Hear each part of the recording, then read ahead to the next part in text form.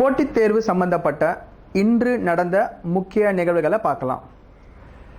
Union ministry of urban development அவங்க 500 cities and டவுன்ஸ்ன்னு சொல்லும்போது 1,00,000க்கு மேலே மக்கள் வசிக்கக்கூடிய பகுதிகளை அவங்க தேர்ந்தெடுத்து தரவரிசைப்படுத்த போகிறாங்க. அதாவது என்ன தரவரிசை அப்படின்னு பார்க்கும்போது சுற்றுப்புற சூழல், சுகாதாரம் எப்படி இருக்குன்றத அவங்க தரவரிசைப்படுத்த போகிறாங்க. இதை ஸ்வச் சர்வேக்ஷன் 2017 அப்படின்றத அந்த ரிப்போர்ட் கீழே இதை வெளியிட போகிறதா சொல்லியிருக்காங்க.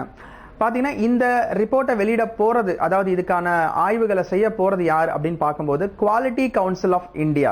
இந்த நிறுவனம் பார்த்தீங்கன்னா எதற்கு கீழே இயங்க போகுது அப்படின்னு பார்க்கும்போது ஸ்வச் பாரத் அபியான் அப்படின்ற இந்த ஸ்கீமுக்கு கீழே இயங்க போகுது.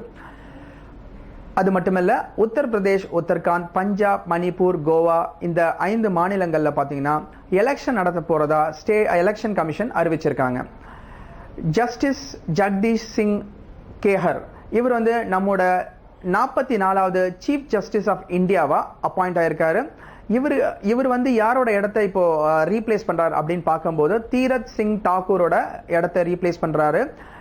இவர் தன்னோட 65வது வயசு வரைக்கும் இந்த பணியில் இருப்பார் அப்படின்றத தெரிவிச்சிருக்காங்க. அடுத்ததா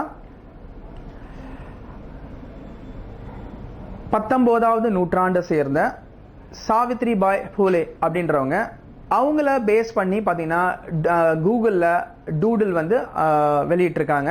இது 3rd January 2017 அன்னைக்கு வெளியிட்டிருந்தாங்க. டூடில் அப்படின்னா என்ன அப்படின்னு பார்க்கும்போது ஒவ்வொரு நாளும் பார்த்தீங்கன்னா கூகுளோட அந்த ஃபர்ஸ்ட் பேஜில் நம்ம என்டர் ஆகும்போது ஏதோ ஒரு பிக்சர் ஒன்று இருக்கும்.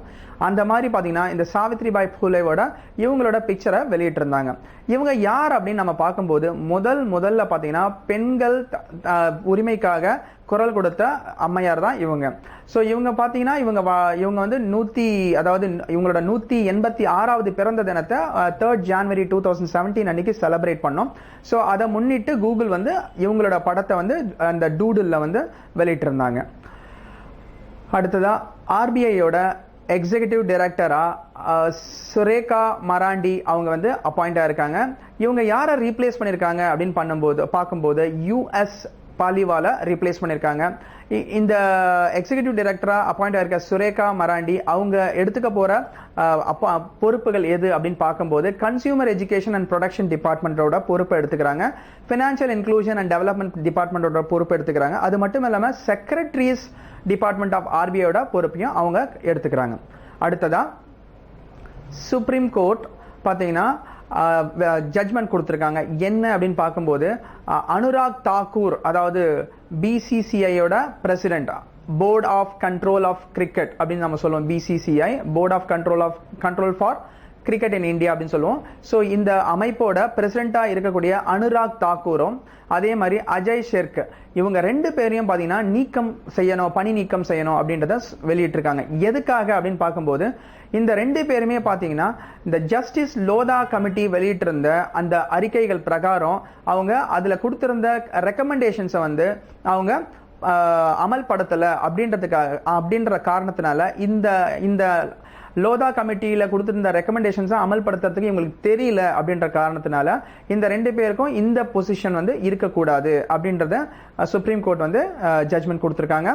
அடுத்ததா ஃபின்லாண்டில் ரொம்ப இன்ட்ரெஸ்டிங்கான ஒரு விஷயம் என்னன்னு பார்த்தீங்கன்னா பேசிக் மந்த்லி இன்கம் அப்படின்னு சொல்லி ஒரு ஸ்கீமை அனௌன்ஸ் பண்ணியிருக்காங்க.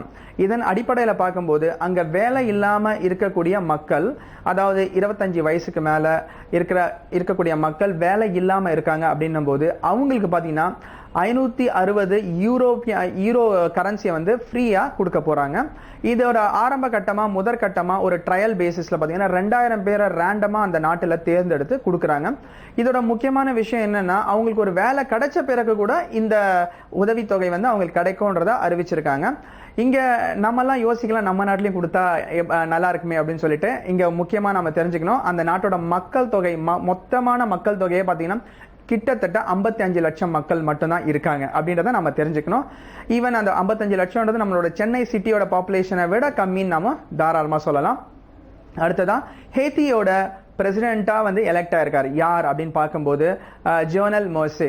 இவர் பேசிக்கலி அந்த நாட்டோட ஒரு பிரசிடென்ட். இந்த ஹேத்தியன் அப்படின்ற அந்த நாடு பார்த்தீங்கன்னா அதோட பாப்புலேஷன் அரௌண்ட் 1 crore.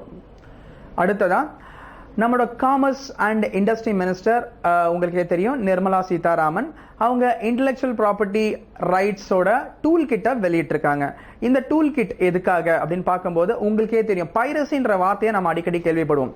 பைரசி அப்படின்னா என்னன்னா, ஃபார் எக்ஸாம்பிள் புரியறதுக்காக சொல்றேன், மைக்ரோசாஃப்டோட ஒரிஜினல் சாஃப்ட்வேர் யூஸ் பண்ணாம நாம வந்து அதாவது பைரேட்டட் சாஃப்ட்வேர் யூஸ் பண்ணுவோம், சரிங்களா? அதாவது ஒரிஜினல் சாஃப்ட்வேர் யூஸ் பண்ணாம ஆனா மைக்ரோசாஃப்ட் யூஸ் பண்ணிட்டு இருப்போம், பைரேட்டட் இருக்கும். ஸோ அதுதான் நம்ம என்ன சொல்றோம், பைரசி அப்படின்னு நம்ம சொல்லுவோம். ஸோ இந்த அறிவு சார்ந்த திருட்டுகள் அதுக்கு வந்து பாத்தீங்கன்னா டூல் கிட்ட வெளியிட்டிருக்காங்க. பேசிக்கலி பாத்தீங்கன்னா இது வந்து ட்ரேட்மார்க்குக்கும் காப்பிரைட் பைரசிக்கும் இந்த டூல் கிட்ட வெளியிட்டிருக்காங்க. அடுத்ததா வந்து கடைசியா பார்க்கும்போது ஹெச்எஸ் மகாதேவ் பிரசாத், இவர் minister of cooperation and sugar of Karnataka. இவர் ரீசெண்டா பாத்தீங்கன்னா மாரடைப்பால இறந்துட்டாரு. இவரோட வயசு பாத்தீங்கன்னா 59. மீண்டும்